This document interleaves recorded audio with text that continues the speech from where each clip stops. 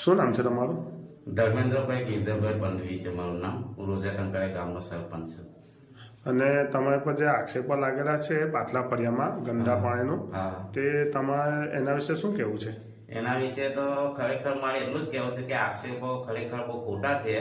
એની અંદર કોઈ તથ્ય નથી.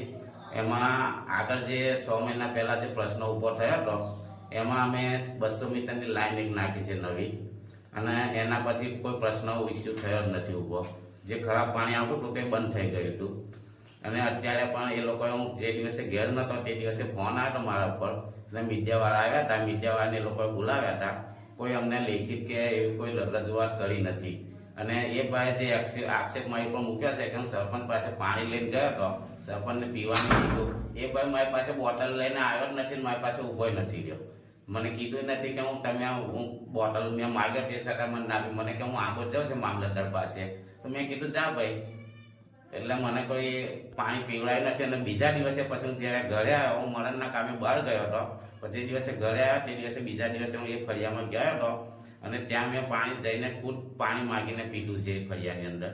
તો મને તો કશું લાગ્યું નથી એવું. ને બીજું કે વાસમાવાળા સાહેબ પણ ત્યાં હતા, સેમ્પલ પણ અમે ટેસ્ટ કરાવ્યો છે. એ સેમ્પલ લઈ ગયા છે. એ લોકોએ કીધું કે પાણી ચોખ્ખું છે, પીવા લાયક છે. અને હમણાં હાલમાં કામ પૂર્ણ થઈ ગયેલું છે લાઈનનું? હા, અત્યારે લાઈનનો જે વાલ હતો એ વાલ પણ અમે નાબૂદ કરી દીધો છે. જે જૂનો વાલ હતો એ અત્યારે નવો વાલ નાખી દીધો છે ત્યાં આગળ, અને પાણી પણ ચોખ્ખું આવે છે.